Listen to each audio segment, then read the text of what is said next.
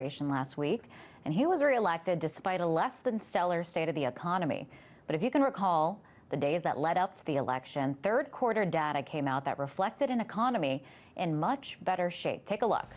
You're looking at the quarter-to-quarter growth in the year 2012, and you see in the third quarter, growth rises substantially. And these figures came out in those critical days before the election. Then in the fourth quarter, post-election, there's no growth. In fact, it's the first time the economy shrank since 2009. Well, for some, this is all too much of a coincidence and believe the Bureau of Labor Statistics manipulated the data to keep President Obama in the White House. But could this really be the case? To discuss, I'm joined now by Peter Schiff, president of Euro-Pacific Capital. Great to see you there, Peter. So this is a very strong accusation that the president manipulated economic data to win re-election. Where's the proof? Well, I mean, it wouldn't be the first time the government manipulates data, but certainly if you look at the weakest quarter of the president's term basically occurring after he was reelected. I mean, some people might think that's too much of a coincidence, especially since you had a big increase, I think, in government spending in the third quarter that was unwound in the fourth quarter. So maybe the government had some leeway in accelerating some of those expenditures to kind of goose the GDP in the third quarter, and then we kind of equalized it in the fourth. But even if you look at the entire year of 2012, it's very, very weak GDP growth. And I actually think, talking about manipulation, I think the only reason that we had a positive number for GDP in 2012 is because the government is underreporting inflation. I think if the inflation rate were accurately reported by government statistics, I think the U.S. economy would have in fact contracted in 2012. I think it did contract. It's just that we're not being honest about it. As you had mentioned, much of the discrepancy in growth can be attributed to military spending. It seems that there was kind of this splurging in the third quarter and then a plunge of defense spending later. Do you think that was intentional, that was a tactic that they used?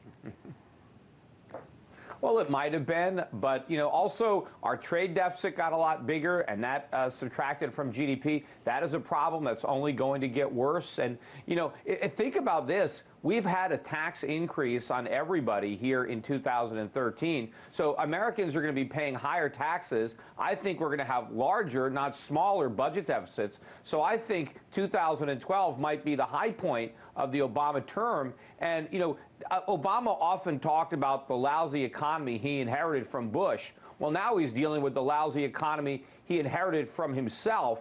And I think whoever succeeds Obama, the next president, is going to actually inherit a worse economy than he did in his first term. I think the Obama recession is going to be much worse than the Obama recovery. And, the Obama recovery has been the weakest recovery ever. You can imagine how bad the recession is going to be. That's certainly a scary thought for a lot of people that are hoping and praying that we do not have another recession like the one that we just got out of. I know you think that's debatable whether or not we got out of that. I want to ask you, though. I don't think it'll be that. I don't think it'll be like that one. I think it's going to be worse. I think the U.S. is in worse economic shape. We dug ourselves into a bigger hole since 2008. The next crisis is going to be one where the dollar tanks and bond prices fall, and that's going to be a much bigger collapse. I think the bursting of the dollar bubble and the bond bubble has much more dire consequences for the U.S. economy than the bursting of the real estate bubble. I want to ask you something else that kind of makes this timely, where the Obama administration can point to as a possible reasoning behind this spike and slump in the numbers that we're seeing. There was all this hype surrounding sequestration, these across-the-board government cuts, and many government agencies were tightening their belts, preparing for this. So is that an explanation for the shrinking economy, the anticipation of these cuts?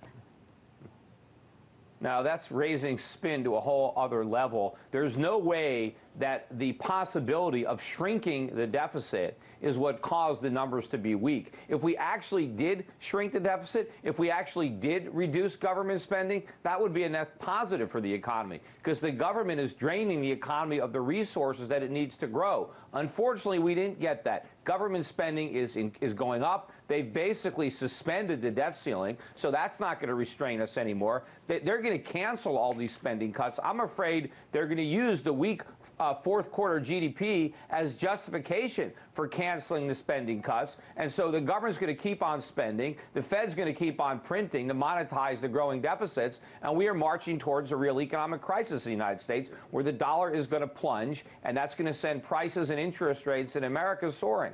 Peter, I want to ask you, I want to point out this other justification that the White House is using. The White House also blames Superstorm Sandy for shrinking the economy. Natural disasters, as we know, also are disastrous for the economy and also out of the government's hands, right?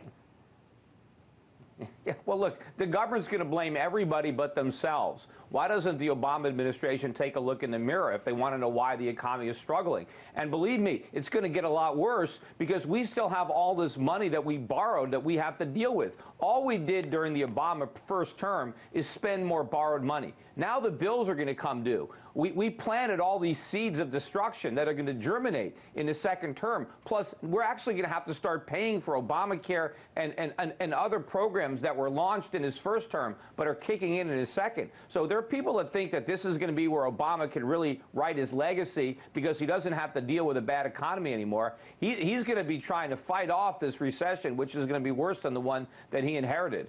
Now, Peter, we only have about 30 seconds left. I do want to point this out, though, because it sounds like you have a very pessimistic view, a gloomy view of what's to come. I want to mention, though, that the stock market has surged more than 6% this year, breaking a record. Is this a good sign? In 15 seconds or less, unfortunately. Well, no, Wall Street has a pretty good track record of getting it wrong. You know, the stock market was rallying right before the bottom dropped out in 2008. So the people that run money, major players on Wall Street and around the world, are really clueless with respect to the true financial position and the economic health of the United States. I don't doubt that they get it wrong. They typically do. But at the end of the day, stock prices might be going up. But it's only because money is losing value. It's because governments around the world are creating inflation and debasing their currencies. That's what's going on. All right, Peter, I hate to cut you off there. We're out of time, unfortunately, but great to have you on. That was Peter Schiff, president of Euro Pacific Capital.